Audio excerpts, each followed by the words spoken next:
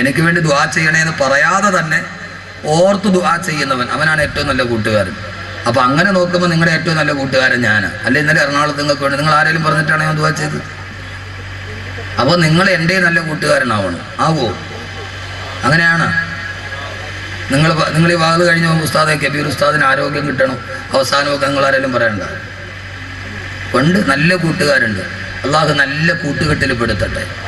ഒരുമിച്ച് കൂടെ നല്ല കൂട്ടുകാർ ജീവിച്ചിരിക്കുന്നിടത്ത് ബറക്കത്തുണ്ടാവും, മോശമായ കൂട്ടുകാർ ജീവിച്ചിരിക്കുന്നിടത്ത് അദാബുണ്ടാകും. ഖുർആൻ രണ്ടും ഖുർആനാണ്. പക്ഷെ അത് ഓരോന്നോരോന്നായിട്ട് പറയാം. അള്ളാഹു സ്വീകരിക്കട്ടെ, അള്ളാഹു സ്വീകരിക്കട്ടെ.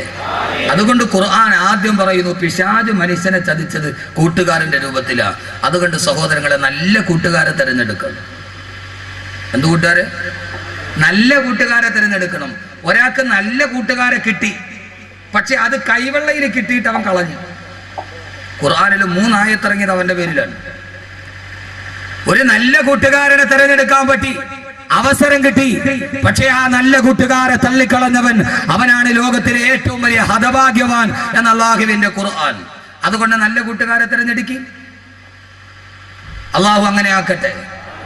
ഖുർആൻ കൂട്ടുകെട്ടിന് വലിയ പ്രാധാന്യം നൽകിയിട്ടുണ്ട്. ഒരു നല്ല കൂട്ടുകാരെ തിരഞ്ഞെടുക്കാൻ പറ്റി, അവസരം പ്രയോജനപ്പെടുത്തിയില്ല, അവൻ നാളെ ആഖിറത്തിൽ കൈ കടിച്ചു കൊടുക്കേണ്ടി വരുമെന്ന് വിശുദ്ധ ഖുർആൻ. എൻ്റെ പൊന്നു സഹോദരിമാരെ, നല്ല കൂട്ടുകാരെ തിരഞ്ഞെടുക്കുക. അള്ളാഹുവിന്റെ ഖുർആൻ തന്നെ പറഞ്ഞില്ലേ, എല്ലാവരോടും കൂട്ടുകൂടാൻ പാടില്ല. കേരളത്തിലെ ഏത് പെൺവാണിപ്പത്തിന്റെ കഥ വേണമെങ്കിലും നിങ്ങൾ എടുത്തോളി. ഏത് പെണ്ണിനെയും കൂട്ടിക്കൊടുത്താൽ അവളുടെ കൂട്ടുകാരിയ അല്ലേ? ആണല്ലോ കൂട്ടിക്കൊടുത്തത്.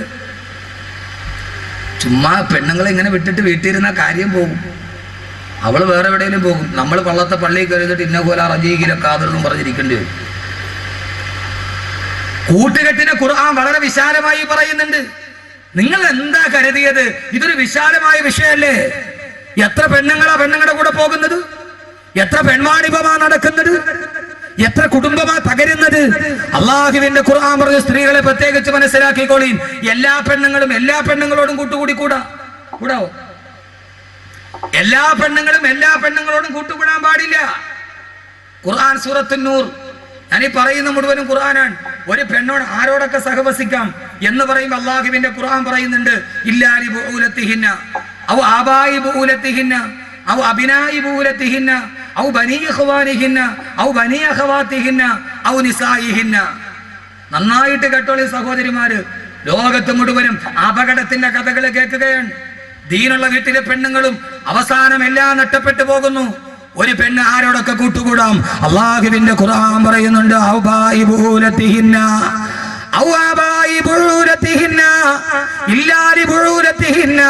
മുഖവും മുൻകൈയും കാണിച്ച് നിനക്ക് സഹകരിക്കാം. നിന്റെ ഭർത്താവിന്റെ അടുക്കൽ കുഴപ്പമില്ല, ഭർത്താവിന്റെ പിതാവിന്റെ അടുക്കൽ കുഴപ്പമില്ല, ആ ഭർത്താവിന്റെ മക്കളുടെ അടുക്കൽ കുഴപ്പമില്ല. ഓ പെങ്ങളെ, നിന്റെ സഹോദരന്റെ ആൺമക്കളുടെ അടുക്കൽ കുഴപ്പമില്ല. നിന്റെ സഹോദരിമാരുടെ ആ മക്കളുടെ അടുക്കൽ കുഴപ്പമില്ല. അത് കഴിഞ്ഞിട്ട് ഖുർആൻ പറയുന്ന വാക്ക് എന്നെ കേൾക്കാനത്തെ സഹോദരിമാരോട് പറയട്ടെ. അല്ലാഹ് പറയുന്നു, എല്ലാ പെണ്ണുങ്ങളോടും കൂട്ടുകൂടി കൂടാ.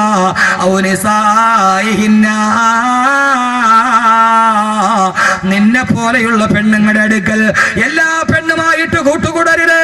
എല്ലാ പെണ്ണിനെയും വീട്ടിൽ കയറ്റല്ലേ. നിന്നെ പോലെയുള്ള പെണ്ണുങ്ങൾ, നിന്നെ പോലെ തക്കവയുള്ള, നിന്നെ പോലെ അള്ളാനെ പേടിയുള്ള സ്ത്രീകളുമായിട്ടേ കൂട്ടുകൂടാവൂ. നാട്ടിലെ വഴിപടച്ച പെണ്ണുമായി, നാട്ടിലെ വ്യഭിചാരി പെണ്ണുമായി, അന്യപുരുഷനുമായി മൊബൈൽ ഫോണിൽ സംസാരിക്കുന്ന പെണ്ണുമായി നിങ്ങളുടെ പെണ്ണുങ്ങൾ കൂട്ടുകൂടാൻ പാടില്ല.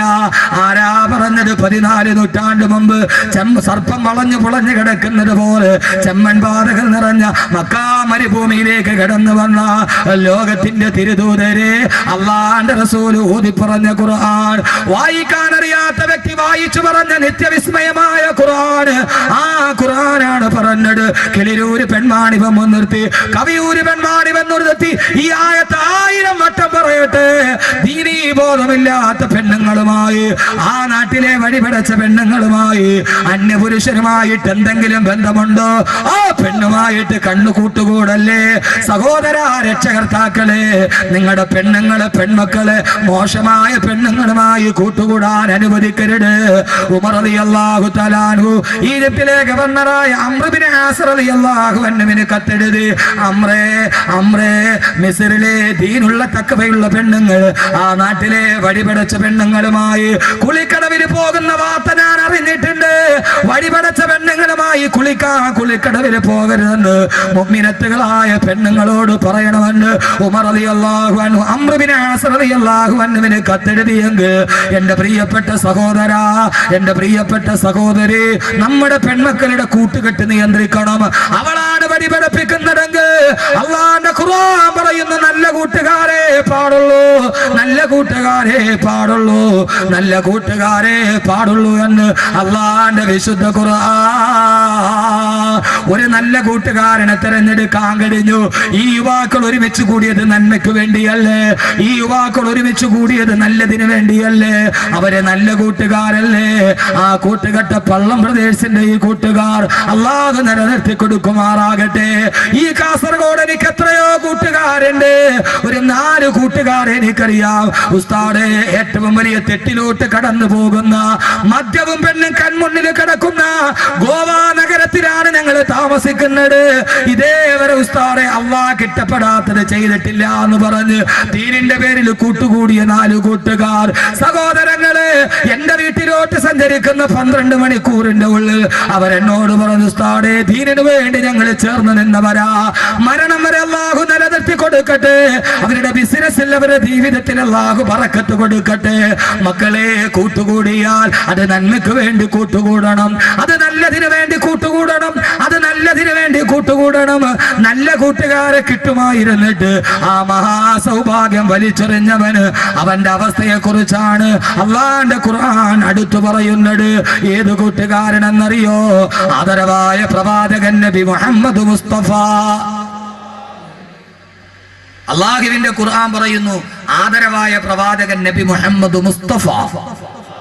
ഉറക്കെ സലാത്താണ് സദസ്സിന്റെ ശക്തി. ഞാൻ തന്നെ വലിയ ക്ഷീണിതനാണ്. അതിനിടയിൽ സദസ്സിന്റെ ശക്തി എന്താ? സലാത്താണ്. ആദരവായ പ്രവാചകൻ നബി മുഹമ്മദ് മുസ്തഫ. ഇവിടെ വലിയ മഹാമാരൊക്കെ കിടന്നുറങ്ങുന്ന സ്ഥലമാണ്. അവിടെ സലാത്തില്ല, പിന്നെ എവിടെയുള്ളത്? തങ്ങളുപ്പാപ്പ കിടന്നുറങ്ങണ മണ്ണല്ലേ? മാലിക് ദീനാറിന്റെ മണ്ണല്ലേ? റളിയല്ലാഹു അൻഹു. അവിടെ സലാത്തില്ല, പിന്നെ ഇതെന്താ ഉള്ളത്? ഇവിടെയല്ലേ സലാത്ത് ഉണ്ടാവേണ്ടത്? ഇത് നമ്മുടെ ചക്കര ബസാർ മാതിര. പേര് ചക്കര ബസാർ എന്നാണെങ്കിൽ ഒരു തുള്ളി ചക്കര അവിടെ നിന്ന് കിട്ടിയില്ല. പേര് ചക്കര ബസാർ എന്നാണ്, പക്ഷെ അവിടെ ചക്കര കിട്ടുമോ? നമ്മുടെ തിരിച്ചറിയൽ കാർഡ് മാതിരി. അതിന്റെ പേര് തിരിച്ചറിയൽ കാർഡ് എന്നാണ്, പക്ഷെ അതിനകത്ത് നോക്കിയാൽ ഒരു മനുഷ്യനെ തിരിച്ചറിയാൻ പറ്റും. സ്വന്തം ബാപ്പാനെ തിരിച്ചറിയാൻ പറ്റില്ല. അതിനകത്ത് നോക്കിയാൽ തിരിച്ചറിയൽ കാർഡ്, പേര് തിരിച്ചറിയൽ. ഇപ്പൊ ചക്കര ബസാർ. ഞാനൊന്ന് ഉച്ചയ്ക്ക് അവിടെ പോയി. ഞാൻ തന്നെ വലിയ സന്തോഷം. എന്താ സ്നേഹം അവിടുത്തെ ആളുകളുടെ. ഓടി വന്ന് കെട്ടിപ്പിടിച്ച് ദുആ. ചക്കര ബസാറിലെ അള്ളാഹു നല്ല ബറക്കത്ത് കൊടുത്തിട്ട് അവിടുത്തെ കച്ചവടക്കാർ ധാരാളം പേരോട്, ഉസ്താദെ കച്ചവടമൊക്കെ മോശമാണ്, കടവാണ്. അള്ളാഹു ആ പാവങ്ങൾ പൊരി വെയിലത്തിരുന്ന് കച്ചവടം ചെയ്യണവരാണ്. അള്ളാഹു നല്ല ബറക്കത്ത് കൊടുക്കട്ടെ, ഐശ്വര്യം കൊടുക്കട്ടെ. അള്ളാഹു അവരുടെയൊക്കെ ബിസിനസ്സിൽ അള്ളാഹു എല്ലാവിധ അഭിവൃദ്ധിയും കൊടുത്ത് കടങ്ങളൊക്കെ അള്ളാഹു മാറ്റി കൊടുക്കട്ടെ. നല്ല ചെറുപ്പക്കാർ കുട്ടികളാണ്, നല്ല ചെറുപ്പക്കാർ കുട്ടികളാണ്. ഇവിടെ നോക്ക് ചെറുപ്പക്കാരെ, കാസർഗോഡുകാരെ എല്ലാ കാര്യത്തിലും മുമ്പന്തിയിലാണ്. എല്ലാ കാര്യത്തിലും എൻ്റെ പൊന്നു ചെറുപ്പക്കാരെ ഇങ്ങനെ കൂട്ടുകെട്ടിയെടുത്ത് എന്തുവാ ആർജയാ, ഇതാണ് DJ. ഇവിടെ ഒരു കാതിലൊരു കടുക്കനിട്ട് എല്ലാ ആഭാസവും നിന്റെ കയ്യിലുണ്ട്. പൊന്നുമോനെ, കൂട്ടുകാര് നല്ലതാവണം. ആഭാസം നടത്താൻ വേണ്ടി കൂട്ടുകൂടരുത്. കാസർഗോഡ് എല്ലാ സാധനവും ഇതിനകത്തുണ്ട്. തക്കുവയുണ്ട്, നരകമുണ്ട്. എല്ലാത്തിനും മുമ്പന്തിയില്ല, എല്ലാത്തിനും മുമ്പന്തിയില്ല. അള്ളാഹു തന്ന ആയുസ് അള്ളാഹ്ക്ക് വേണ്ടി ചെലവഴിക്കണം. എന്ത് ചെയ്താലും, ലോകത്ത് എന്തുണ്ടായാലും അത് കാസർഗോഡുകാരെ ഏറ്റെടുക്കും. അമേരിക്കയിൽ ഒരു പുതിയ ഫാഷൻ ഇറങ്ങി, അത് ആദ്യം ഏറ്റെടുത്ത കേരളത്തിലെ മുസ്ലിം ചെറുപ്പക്കാരാ, ചാവക്കാടുകാര് കുട്ടികൾ. അമേരിക്കയിൽ ഒരു പുതിയ ഫാഷൻ ഇറങ്ങിയത് ഫാഷൻ ഒന്നുമല്ല, അത് വന്ന പടി ഞാൻ പറയാം, പക്ഷെ അത് അതേപടി ഏറ്റെടുത്തു കേരളത്തിലെ ചാവക്കാടുകാര് ചെറുപ്പക്കാര്. എന്താണെന്നറിയോ പുതിയൊരു ഫാഷൻ എന്ന് പറഞ്ഞ? പാന്റ് അവന്റെ ഈ ഇടുപ്പില്ലേ അതിനെ താഴേക്ക് വലിച്ചിടും. അതിന്റെ ഉള്ളിൽ ഒരു നല്ല ഒരു സാധനമുണ്ട്, ജോക്കിയുടെ ഇന്നർ വെയർ. അത് വെളിയിൽ കാണിക്കും. 250 റുപ്യ സാധനം. കാസർഗോഡുകാർ ആദ്യം ഉണ്ടാക്കിയത് ഇല്ലേ? കാസർഗോഡുകാർ ചെറുപ്പക്കാർ ആദ്യം ഉണ്ടാക്കിയത്. പാന്റ് താഴേക്ക് വലിച്ചിടുക, അതിന്റെ അകത്തൊരു സാധനമുണ്ട്, ജോക്കിയുടെ ഇന്നർ വെയർ. 250 റുപ്യ സാധനം. അത് വെളിയിലോട്ട് ഇട്ടുകൊണ്ട് നടക്കുക. ആദ്യമായിട്ട് ചാവക്കാട് കുട്ടികൾ ഇറക്കി, കാസർഗോഡുകാർ ഏറ്റെടുത്തു.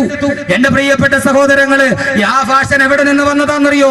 അമേരിക്കയിലെ ജയിലിൽ സ്വവർഗരതിക്കാരായ തടവുകാർ അവരുടെ ഇണകളെ ആകർഷിക്കാൻ വേണ്ടി അടയാളമായി കാണിച്ചതാണ് ഈ വസ്ത്രം താഴോട്ടുരിഞ്ഞിട്ടത്. അത് ഫാഷനായിട്ട് തിരഞ്ഞെടുത്തു കാസർഗോഡ് ചെറുപ്പക്കാർ.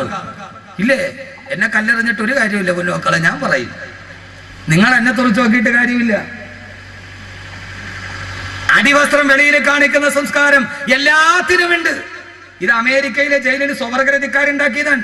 അതെങ്ങനെ നെറ്റിലൂടെ വെളി വന്നു, അതൊരു ഫാഷനായി. എന്താ കഥ? പള്ളിയിൽ പോയി നിസ്കരിക്കാൻ പറ്റുമോ? ചെറുപ്പക്കാര് പിള്ളേർ സുജൂതി പോയാൽ പുറകെ നിന്നാ കമ്പനി വായിക്കാം.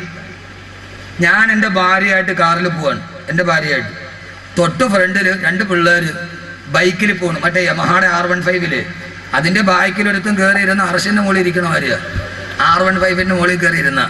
അപ്പൊ ഒരുത്തൻ ഓടിക്കുന്നു, ഒരുത്തൻ ബാക്കി ഇരിക്കുന്നു. അവൻ ഇങ്ങനെ പിടിച്ചപ്പോ ഒരു ഷോർട്ട് കട്ട് ഷർട്ട് മേലോട്ട് പൊന്തി, പാൻറ് താഴോട്ടിറങ്ങി. അവൻ ഇട്ടിരിക്കണ ഇന്നർ വെയർ ഫുള്ളായിട്ട് വെളിയിൽ കാണാം. എൻ്റെ ഭാര്യ കാറിന്റെ ഫ്രണ്ടിൽ ഇരിക്കുകയാണ്. ഞാൻ ആകെ ഉരുകിപ്പോയി. എന്താ ചെയ്യുക? എൻ്റെ ഭാര്യ ശ്രദ്ധിച്ചില്ല, അവളെന്തോ വെളിയിലോട്ട് ശ്രദ്ധിച്ചിരിക്കുകയാണ്. ഇവനാണ് മുമ്പിൽ പോണില്ല, ടൗണിൽ ഭയങ്കര ബ്ലോക്ക്. എന്താ ചെയ്യുക? ഞാൻ എൻ്റെ ഭാര്യയോട് പറഞ്ഞു, ഒരു കാര്യം ചെയ്യാം, നമുക്കൊരു കരിക്കൊക്കെ പിടിച്ചിട്ട് പയ്യെ പോകാം. അവള് വെച്ച് എന്താ ഇപ്പൊ ഭയങ്കര സ്നേഹം, കരിക്കൊക്കെ മേടിച്ചരാൻ. ഞാൻ ചിന്തിച്ച് ഇത് കാണേലും നല്ല 2 കരിക്ക് കുടിച്ചിട്ട് പോകണമല്ലേ. എന്താ അവസ്ഥ? നാണമില്ലേ ചെറുപ്പക്കാരെ? നാണമില്ലേ? അള്ളാടെ മുമ്പിൽ നിൽക്കണമെന്നുള്ള ബോധമില്ലേ? മാന്യമായിട്ട് വേഷം. എല്ലാത്തിനും ചെറുപ്പക്കാരുണ്ട്. നല്ലതിന് വേണ്ടി കൂട്ടുകൂടി ഒരു നല്ല കൂട്ടുകാരനെ കിട്ടി ഒരാൾക്ക്, അവൻ വേണ്ടെന്ന് വെച്ച്. ഇതൊരു നല്ല അവസരമാണ്. ഇവിടെ വെച്ച് നമുക്ക് നല്ല കൂട്ടുകാരാവും. അള്ളാഹു അങ്ങനെ ആക്കട്ടെ.